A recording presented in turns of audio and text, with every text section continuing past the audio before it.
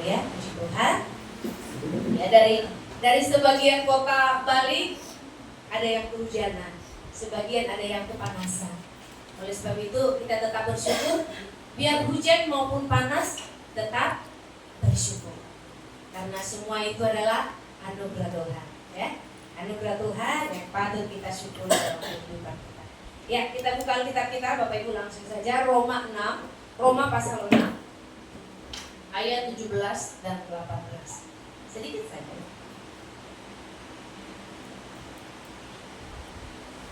Oke, sudah ketemu, katakan amin. Ya, boleh dibuka HP-nya, dibuka Alkitabnya. Roma. Sebentar ya.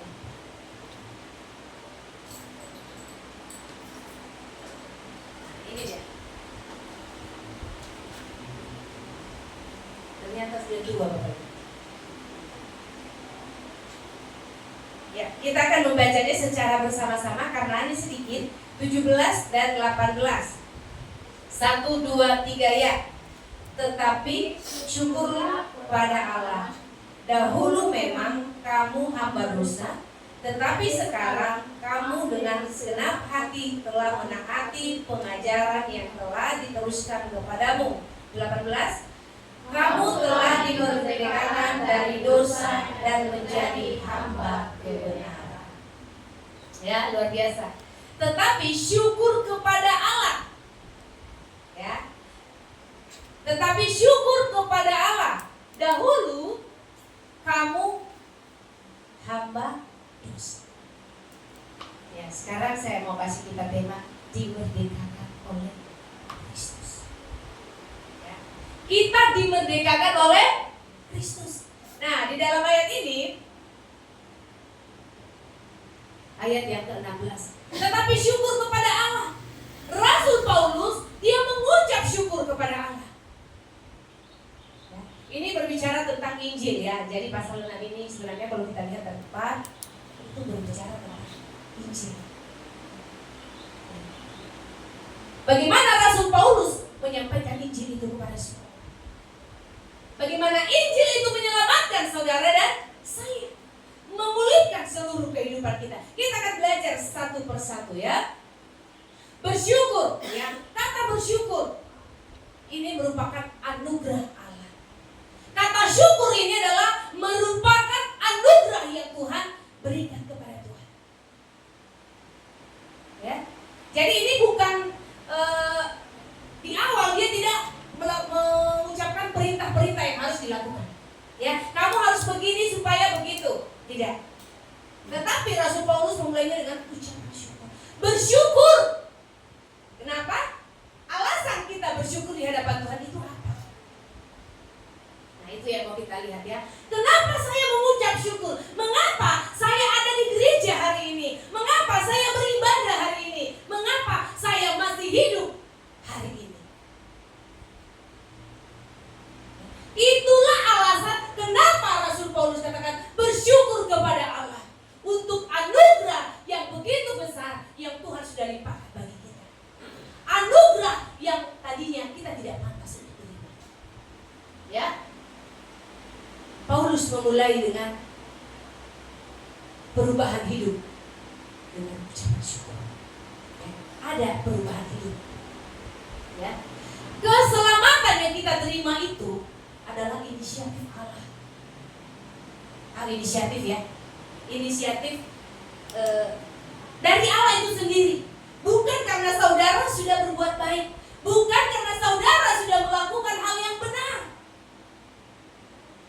Ya.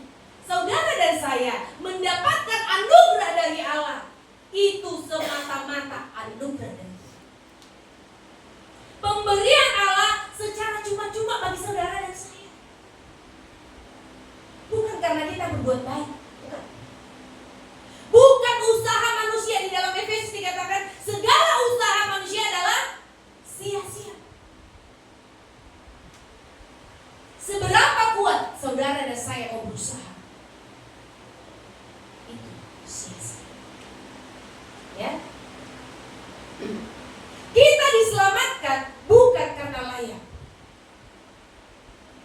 Saudara dan saya diselamatkan bukan karena kita layak di hadapan Tuhan. Oh, kita orang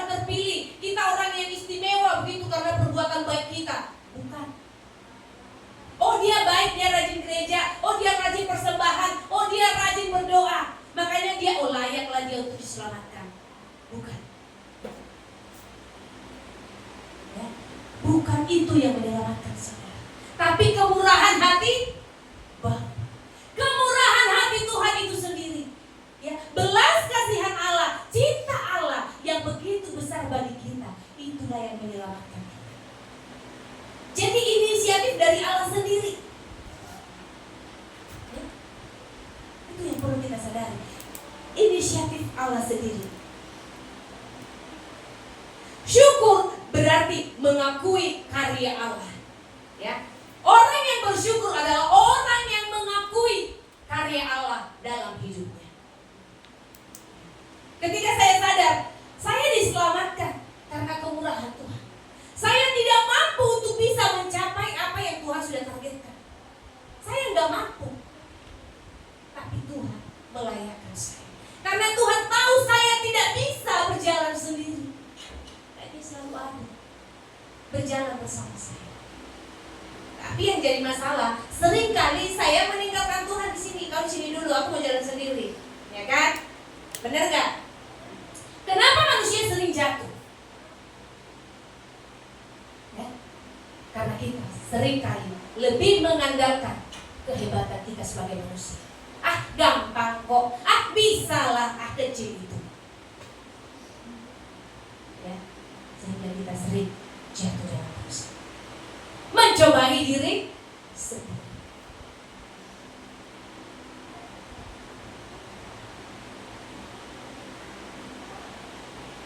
Apa yang kita syukuri dalam kehidupan kita sekarang ini? Apa yang paling kita syukuri dalam kehidupan kita? Kita diselamatkan dari perbudakan dosa. Ya, dahulu kamu memang hamba. Dahulu memang kamu hamba dosa. Dahulu kita ini adalah hamba dosa. Ya. Kita diubah, ya. Kita diubah bukan hanya menghapus masa lalu kita. Yang punya masa lalu, siapa yang tidak punya masa lalu? Semua kita punya masa lalu. Semua manusia telah berbuat dosa dan telah kehilangan kemuliaan Allah. Saya mau katakan tidak ada manusia yang sempurna, amin.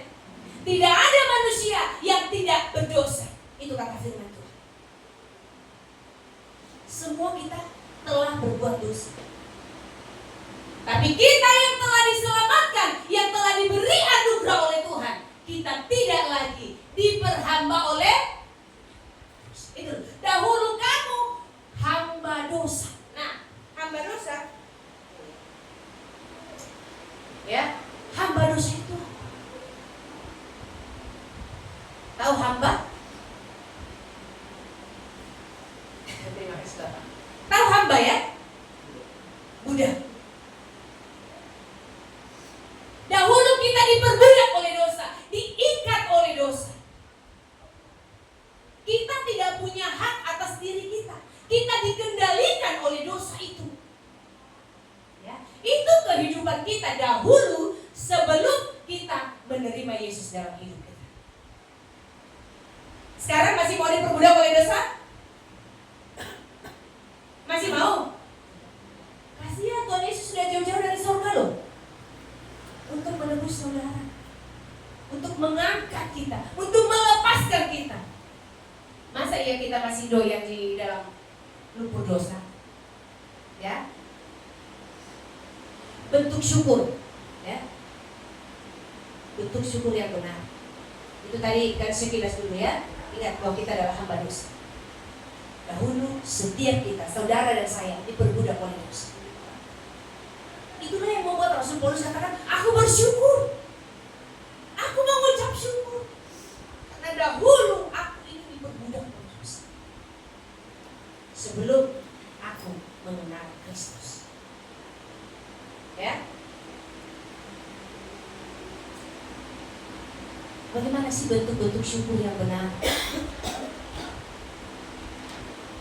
Mengucap syukur bukan hanya sekedar di mulut saja. Oh, saya bersyukur. Oh, saya bersyukur. Tapi hanya di mulut saja. Tidak diimani. Saya mau syukur bersyukur kok. Ya. Mulutnya bersyukur tapi hatinya meronta-ronta. Mengeluh. Kita mau jadikan ucapan syukur itu sebagai gaya hidup. Bukan cuma di mulut aja, tapi menjadi gaya hidup kita. Hidup yang selalu bersyukur. Masih bisa hidup hari ini, kita bersyukur. Masih bisa makan hari ini, kita bersyukur. Banyak orang di luar sana yang untuk dapat satu piring nasi pun susah. Jadi kalau kita masih ada piring di meja pagi hari Bapak Ibu, bersyukurlah. Walaupun mungkin hanya tahu dan tempe. Ingat, tahu tempe itu enak sekali. Apalagi dikasih tepung sedikit kan? Belajar bersyukur. Masih ada garam di rumah untuk campuran nasi, bersyukur. Ya. Sering nggak? Coba kita introspeksi diri kita. Saya ini lebih banyak bersyukur atau mengeluh? Mana lebih banyak kita bersyukur atau mengeluh? Aduh Tuhan, kenapa sih saya kerja pagi siang malam kok 1 bulan 30 hari? Ya kan? Gajinya kok gak kelihatan Tuhan? Ya gak kelihatan, saya mau sembunyi gitu kan. Pasti jadi gak kelihatan tuh ya. Simpan di dompet, jadi gak kelihatan memang dia. Saya melayani kok hidup saya begini? Saya sudah melayani Tuhan, tapi kok rasanya hidup saya makin susah ya? Bapak Ibu, saya mau tekankan satu hal. Saudara dan saya melayani bukan supaya kita diberkati. Amin. Itu dulu konsep pikiran kita itu dulu diubah ya. Yang sudah melayani, yang sudah terlibat melayani kan itu baik-baik. Kita melayani Tuhan bukan supaya Tuhan memberkati kita. Ya, kita nggak bisa sombong Tuhan dengan pelayanan Bapak Ibu.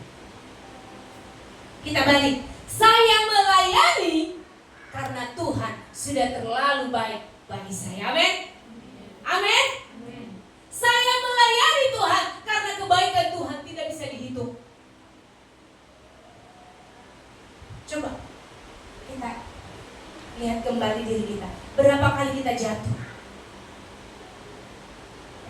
Berapa kali kita jatuh di tahun 2025? Berapa banyak kita mendukakan hati Tuhan, menyakiti hati Tuhan?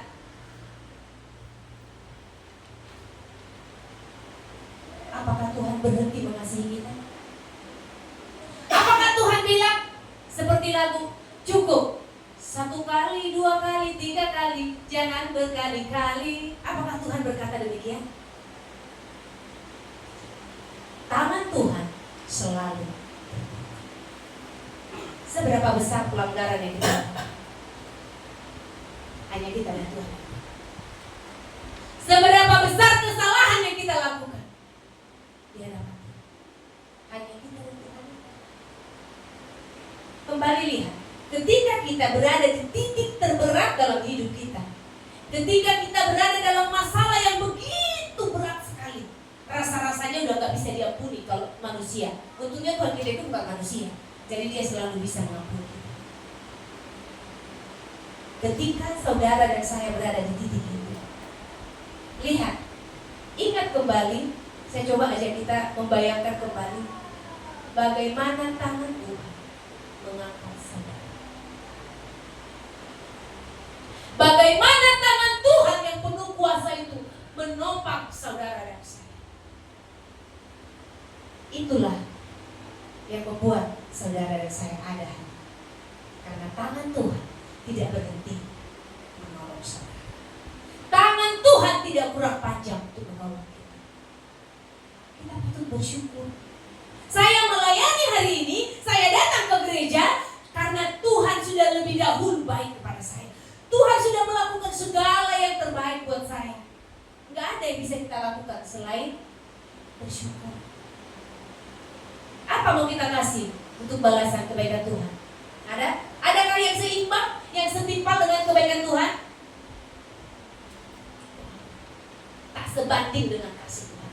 semua yang ada di dunia ini tidak sebanding dengan kasih Tuhan. Itulah alasan kenapa kita bersyukur. Bersyukur kenapa? Itu alasannya. Ya, di dalam kitab dikatakan, persembahkanlah tubuhmu sebagai persembahan yang hidup. Itu yang Tuhan mau, persembahan yang hidup. Ya. Kita menghasilkan 2 pertobatan sebagai bentuk ucapan. Saya mengasihi sesama saya karena Tuhan lebih dulu mengasihi saya. Amin. Saya menolong sesama saya karena Tuhan sudah lebih dulu tolong saya. Saya mengampuni orang lain karena Tuhan sudah lebih dulu mengampuni saya. Bukan karena saya baik, bukan karena saya hebat saya melakukan itu, tapi karena Roh Allah yang ada di dalam saya. Dialah yang melakukannya bagi kita. Amin.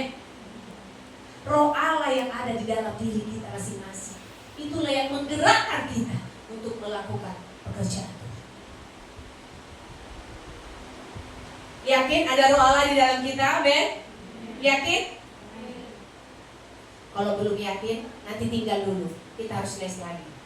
Privat memang ya. Ini dari tahun 2026 nih. Dasar-dasar kekristenan harus sudah hafal. Roh Kudus melekat di hati kita. Dialah yang bekerja, dialah yang memampukan saudara untuk bangkit ketika kita berjatuh. Ya, bukan usaha kita. Bapak Ibu tahu ini apa namanya? Ketika kita diikat pakai besi, rantai besi maksudnya. Ya, coba bayangkan saudara diikat pakai rantai besi dan itu digembok. Kemudian saudara berusaha untuk keluar dari gembok itu dengan kekuatan sendiri. Kira-kira sakit gak? Semakin kita berusaha untuk berontak, melepas gitu, semakin terasa sakit dan kita semakin lelah. Ya, kita akan semakin lelah. Demikian halnya ketika saudara berusaha mencapai surga dengan usaha sendiri, itu pekerjaan yang sia-sia. Jadi bersyukur untuk anugerah yang Tuhan sudah berikan bagi kita.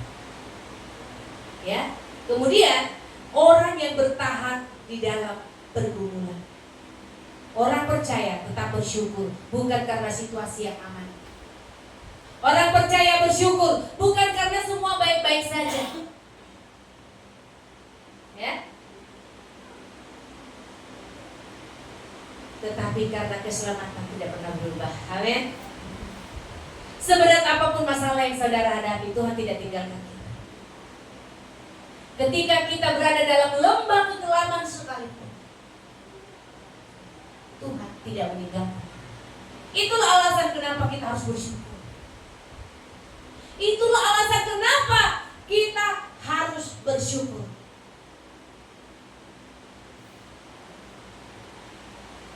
Mengucap syukur dalam segala hal. Orang yang bersyukur ya, itu mendorong kita dalam pelayanan.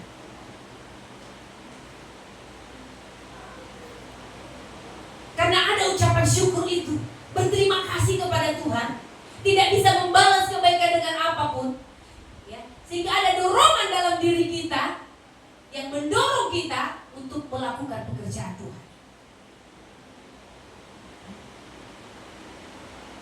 Saya mengucap syukur, oleh sebab itu saya digerakkan untuk melayani Tuhan, didorong. Kalau Tuhan yang mendorong, gak ada yang bisa menghentikan. Amin.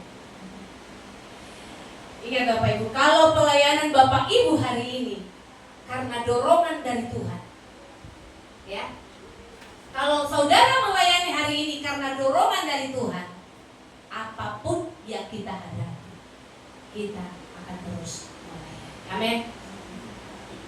Tapi kalau kita melayani karena didorong oleh Bapak Ibu Gembala, didorong oleh majelis-majelis, maka tidak akan bertahan lama.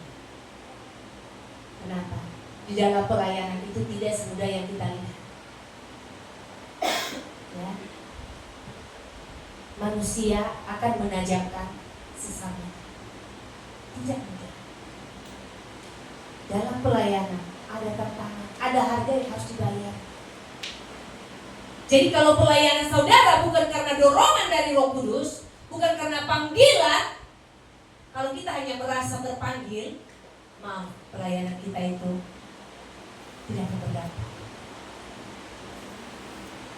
Ya. Pelayanan kita hanya akan jadi batu sandungan.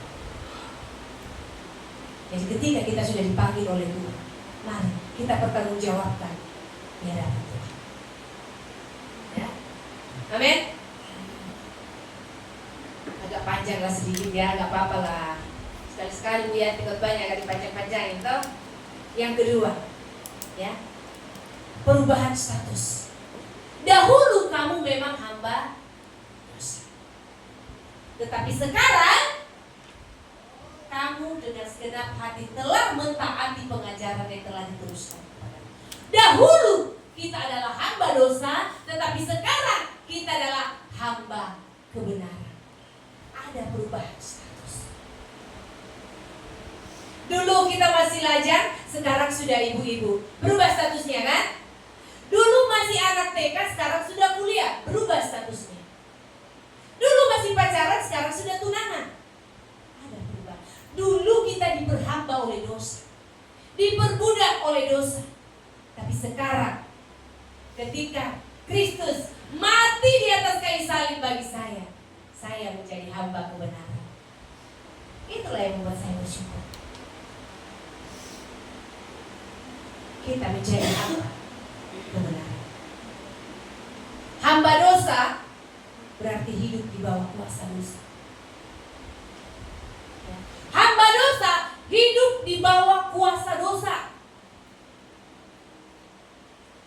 Ya, kata hamba itu tadi budak, ya, tidak memiliki hak atas dirinya. Kita sebetulnya adalah milik Tuhan kita. Nah, kalau Tuhan kita adalah dosa, maka kita adalah hamba dosa, berarti kita di bawah kuasa dosa.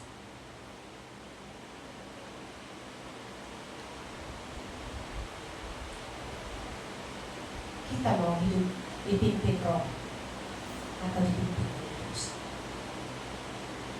Kita mau lihat bagaimana sih Bu contoh-contohnya hidup yang dibawa oleh kuasa dosa itu. Ya, kalau zaman sekarang, ya, hamba dosa tidak selalu terlihat jahat di mata jemaat. Orang yang hidup, orang yang diperhamba oleh dosa itu tidak selalu kelihatan sangar, ya, tidak selalu kelihatan, wih, kejam kali dia. Kadang-kadang malah terlihat seperti malaikat. Tapi hidupnya diperhamba oleh dosa. Hidupnya dipimpin oleh dosa. Tapi terlihatnya dia baik. Secara moral dia terlihat baik. Itu. Contohnya apa Bu? Orang yang kecanduan. Ada di sini yang pernah kecanduan? Kecanduan apa ini Ibu? Aduh. Ada yang kecanduan? Ya, kita sebutlah dulu contoh-contohnya. Ada yang kecanduan dengan pornografi, ya, anak-anak muda. Ada yang kecanduan obat-obatan terlarang. Ada yang kecanduan juga dengan game dan sosial media. Yang mana kira-kira yang menjadi kecanduan yang kayaknya nggak bisa dilepas Bu, susah. Aduh, saya kalau nggak nonton porno satu hari itu Bu, saya nggak bisa hidup. Saya kalau nggak pakai obat-obatan Bu, saya rasanya mau mati. Lebih baik saya tidak makan nasi daripada saya tidak pakai obat-obatan. Ada, itulah orang yang sudah kecanduan.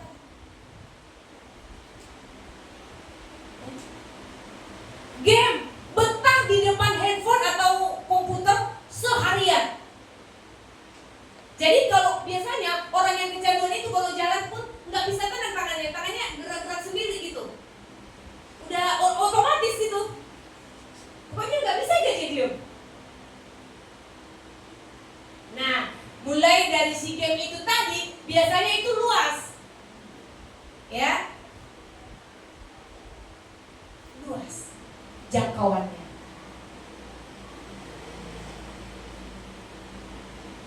Yang jatuh dalam dosa karena game ada? Gak ada, Bu. Di sini gak ada. Di luar sana. Game online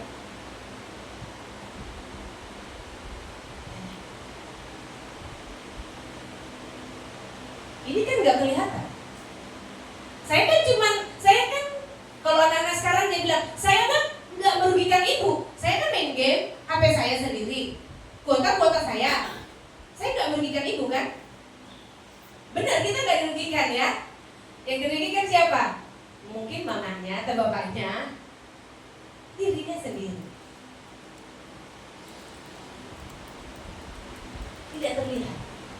Tidak terlihat mengerikan lah, nggak kelihatan kayak pembunuh gitu kan. Kalau pembunuh kan agak kelihatan gitu, mengerikan. Terus apa yang melihat kita sekarang?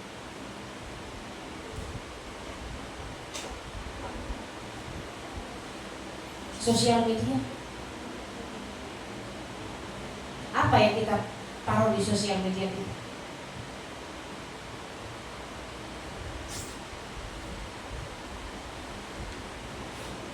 Kalau yang cowok-cowok, apakah yang dia lihat di sosmed itu cewek-cewek yang seksi-seksi? Kalau cewek, apakah yang dia lihat cowok-cowok ganteng? Banyak orang jatuh di dalam dosa karena sosial media. Nah, apalagi kalau pas lagi ibadah dia buka sosial media, dosanya tambah lagi tuh. Amin ya, amin ya, setuju ya. Iya, masa Bu Yanti lagi khotbah, misalnya di belakang dia Facebookan atau Twitteran gitu kan, ya. Tapi di sini enggak, itu contoh. Hanya kita dan Tuhan yang tahu. Hanya kita dan Tuhan.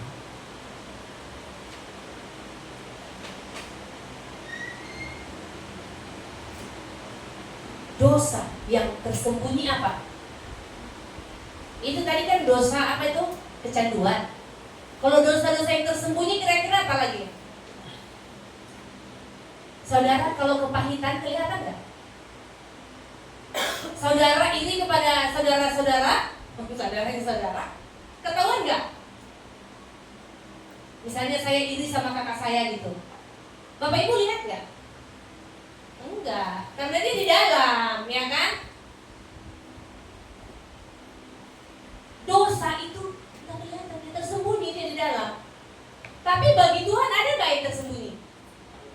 Ada yang Tuhan tidak bisa lihat dari hidup kita? Nggak ada. Tidak ada yang tersembunyi bagi Tuhan. Dosa iri hati, akar pahit, ya, egoisme, itu yang ada di dalam diri kita. Itu Tuhan lihat. Itu tadi, orang yang diperhamba dosa akan hidup dalam iri hati, hidup dalam kepahitan. Orang yang sudah diubah, ya Bapak Ibu, jadi introspeksi diri kita masing-masing ya. Saya nggak bisa menilai Bapak Ibu. Yang tahu hidup kita hanya kita dan Tuhan. Ya. Jadi sekarang kita cek diri kita masing-masing nih. Masih iri hatikah saya? Masih menyimpan kepahitan? Maksudnya saya tidak bisa mengampuni sesama saya. Saya tidak bisa mengampuni orang tua saya. Saya tidak bisa mengampuni orang yang melukai hati saya. Cek diri kita masing-masing. Orang yang sudah diubah oleh kematian Kristus di atas kayu salib, kita akan dimampukan. Kenapa? Ada roh tadi yang memampukan. Bukan kekuatan kita sendiri. Kalau kekuatan kita sendiri, sedikit aja disenggol, kita bacok. Ya kan? Senggol dikit dibacok. Itu kalau mengikuti hawa nafsu kita sebagai manusia. Tapi karena kita adalah orang yang diubah, orang yang telah diperbaharui oleh Kristus, maka kita mampu untuk mengampuni sesama kita yang menyakiti hati kita. Tidak ada akar pahit. Tidak ada iri hati. Ya. Justru kita bersyukur. Oh, dia beli misalnya ya kan helm baru, bersyukur loh dia beli helm baru. Dia beli sepatu baru, bersyukur dia beli sepatu baru. Yang belajar kita untuk selalu bersyukur. Hamba dosa tidak bisa membebaskan dirinya sendiri. Kenapa? Kenapa hamba dosa tidak bisa membebaskan dirinya sendiri? Karena dosa itu tadi dia punya kuasa, Bapak Ibu. Ya, dia punya kuasa. Semakin kita berusaha untuk keluar, semakin kita dikekangnya lebih kencang lagi. Dia berkuasa, dia punya kuasa. Makanya kalau kita mau melepaskan diri dengan kekuatan sendiri, kita tidak bisa. Yang bisa membebaskan kita hanya oleh darah Yesus. Ya. Hanya darah Yesus yang tercurah di atas kayu salib, itulah yang membebaskan saudara dan saya. Ya. Amin. Itulah yang membebaskan saudara dan saya. Yang terakhir Bapak Ibu ya, kebebasan yang sejati. Kamu telah dimerdekakan dari dosa dan menjadi hamba kebenaran. Ini dia, kebebasan yang sejati. Tidak lagi diikat, tidak lagi diperbudak, dimerdekakan. Ya, jadi coba kita membedah kata. Ya. Kamu telah merdeka, berbeda dengan kamu telah dimerdeka.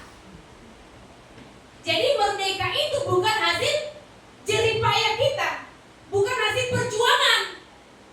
Ya, sama seperti Indonesia mau merdeka, dia berjuang kan, bertumpah-tumpah darah segala macam, banyak yang gugur di medan perang. Bukan kemerdekaan yang seperti itu. Ya, jadi ini kita merdeka karena kemerdekaan itu diberikan.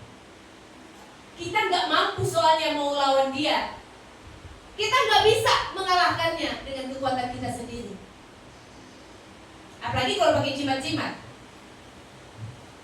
Ya, mengalahkan kuasa setan dengan kuasa setan. Bisa nggak? Masa setan diadu? Ya kan? Jangan diadu setan. Nggak bisa, percuma. Mau ke dukun sakti manapun Bapak Ibu pergi untuk mengalahkan kuasa si jahat, tetap saja tidak bisa.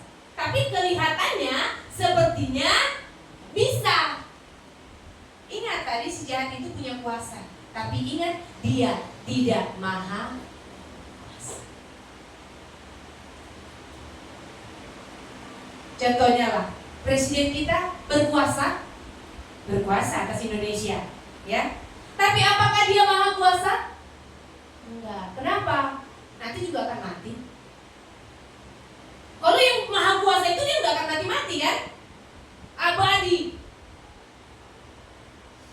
Bentuk keterbatasan kita sebagai manusia, nanti kita akan mati. Kapan? Hanya Tuhan yang tahu. Kamu telah dimerdekakan, kebebasan yang sejati, ya. Kristus membebaskan kita dari hamba dosa menjadi hamba kebenaran. Melalui apa? Coba Roma 6 ayat 6, saya ketompak 6 ayat 6. Melalui apa? Dengan cara apa sih saudara dan saya dibebaskan itu? Apakah dengan puasa 7 hari 7 malam?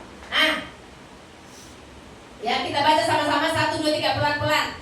Karena kita tahu bahwa manusia telah turut disalibkan supaya tubuh dosa kita hilang kuasanya. Terakhir, agar jangan kita menghambakan diri. Haleluya. Jelas ya? Gak usah saya jelaskan lagi, terjemahkan sendiri. Sangat jelas. Ya. Saudara dan saya dibebaskan dengan karya salib Kristus. Telah turut disalibkan supaya apa? Kuasa dosa hilang. Dosa itu masih ada? Dosa itu masih. Siapa hari ini? Di satu minggu ini dia yang tidak berdosa? Ada? Atau tadi sebelum pergi gereja dan marah-marah dulu ada? Kita tidak bisa lepas dari itu. Tapi kuasanya telah dipatahkan. Ya. Kuasa dosa, dia tidak lagi bisa mengikat kita. Kita masih bisa jatuh sekali-sekali dalam dosa, tapi tidak menjadi hamba dosa. Itu istimewanya ya. Kita masih tinggal di dunia ini, pasti kita masih berdosa. Jatuh bangun, tapi tidak lagi diperbudak oleh dosa. Bedanya ketika kita berdosa sekarang, kita merasa menyesal, merasa sakit karena menyakiti hati Tuhan. Ya, itu buktinya. Kalau saudara berdosa, kemudian merasa menyesal, merasa apa namanya? Kenapa saya melakukan ini Tuhan gitu? Ada penyesalan, berarti Roh Kudus bekerja di dalam hidupnya. Kalau kita berdosa, kemudian, tadi aku curang aku dari sana di warung itu, harusnya kembalian 5.000, dia kasih 50.000, untung kali aku. Padahal dia tahu itu salah. Dia justru bahagia. Nah, itu bisa ditanya itu. Kira-kira roh apa yang ada di dalam? Kenapa? Karena Roh Kudus dia akan ingatkan, itu salah. Ya, walaupun sudah terlanjur uangnya dipakai, tapi ada penyesalan. Tuhan kok aku jahat banget ya. Pasti kayak gitu kan jatuhnya. Tapi orang yang dikuasai oleh hamba dosa, besok mudah-mudahan dia lupa lagi. Saya besok kesana lebih gelap dan agak rambut-rambut, dan itu nggak lihat kembaliannya. Ya. Jangan ambil kesempatan dalam kesempitan. Ingat tadi, Tuhan lihat sekecil apapun kejahatan yang kita lakukan, Tuhan lihat. Tuhan tidak bilang, karena Pak John sudah berdosa hari ini lantas masuk neraka. Bukan itu maksudnya. Cuma Tuhan sedih. Coba Bapak Ibu, yang bapak-bapak deh secara khusus sama ibu-ibu, ketika anak kita melakukan kesalahan di rumah, kita senang apa sedih? Ada yang di sini kalau anaknya misalnya kakaknya pukul adik di rumah, berantem tojok-tojokan, terus mama bapaknya bikin syukuran, ada? Saya syukuran, kenapa? Karena si adik menang mengalahkan si kakak. Ada? Kalau masih normal saya kira nggak ada ya. Pasti sakit, kecewa. Apa saya salah mendidik anak? Apakah saya tidak bisa mendidik anak-anakku sehingga mereka bisa berkelahi? Bagaimana kalau saya nggak ada nanti? Bisa bunuh-bunuhan dia. Itu pikiran-pikiran begitu akan muncul di pikiran kita sebagai orang tua. Bapa di surga lebih lagi sayangnya ke kita. Kalau kita jatuh, Tuhan sedih gak? Tuhan sangat sedih. Kenapa lah kau nak? Udah tahu kalau di situ lobak, kau masih lompat di situ. Ya jatuh lah kau ke dalam. Ya, jangan mencobai diri. Misalnya, saya itu udah tahu kelemahan saya. Saya itu nggak bisa kalau lihat cewek-cewek cantik. Tapi hobinya ke bar mulu. Terus dia bilang, Tuhan pokoknya saya mau bertobat, saya nggak mau lagi lihat porno, saya nggak mau lagi lihat cewek-cewek cantik. Tapi besoknya dia pergi lagi di kafe. Kafe mana? Itu yang ada plus-plusnya itu. +1, +2, +3 gitu. Membawa diri dalam pencobaan. Jangan merasa diri kuat. Ya, kenali diri kita, kenali kelemahan kita. Serahkan kepada Yesus. Ya. Kuasa dosa dipatahkan, ya. Status budak diubah. Amin. Dulu kita budak loh, diperbudak oleh dosa. Kemudian status kita diubahkan oleh kematian Kristus di atas kayu salib.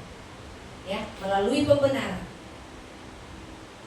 Ya, di dalam Yohanes dikatakan, apabila anak itu telah memerdekakan kamu, kamu pun benar-benar merdeka. Anak siapa?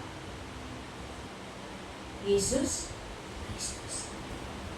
Apabila apabila Yesus Kristus memerdekakan kamu, kamu pun benar-benar telah merdeka.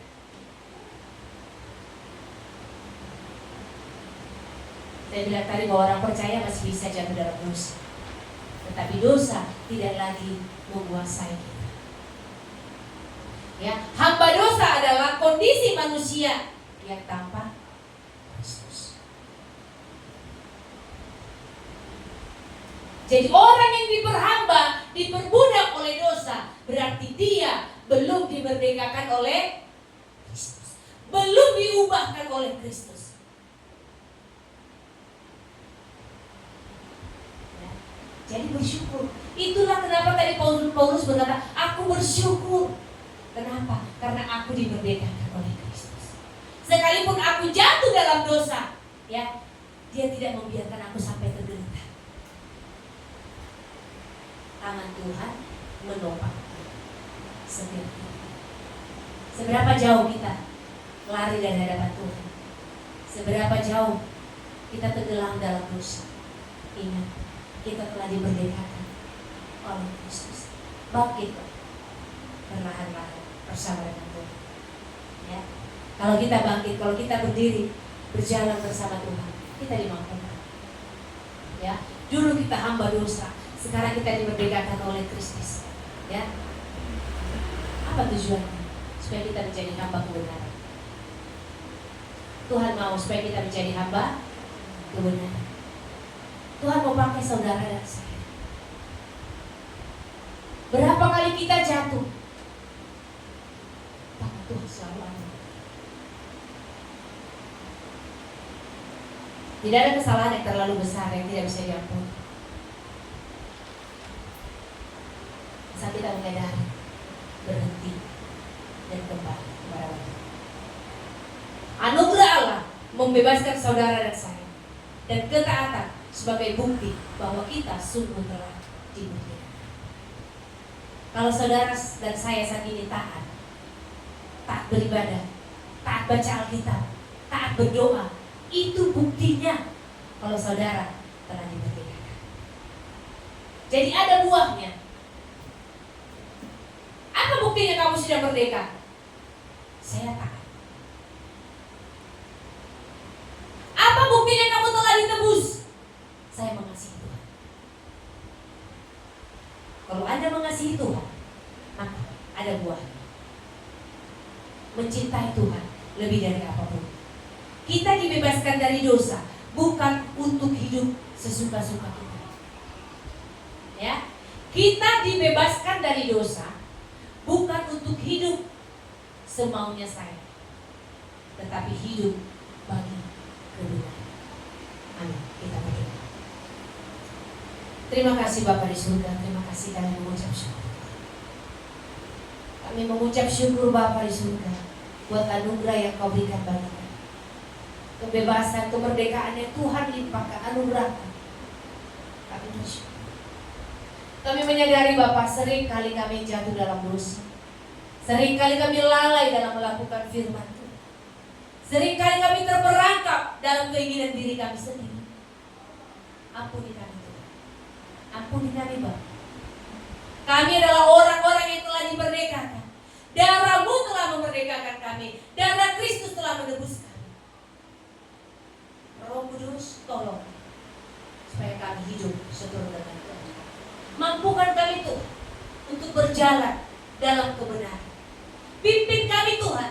Kami tidak lagi diperhamba oleh dosa. Kami adalah orang-orang yang ditebus. Kami adalah orang-orang yang telah dimerdekakan oleh darah Kristus. Kami mau hidup seturut dengan firman. Kami mau hidup memuliakan Tuhan.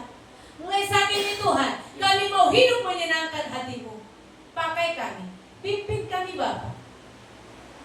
Terpujilah nama-Mu. Biarlah firman Tuhan melekati hati kami. Dalam nama Tuhan Yesus Allah kami yang hidup, kami bersyukur. Haleluya.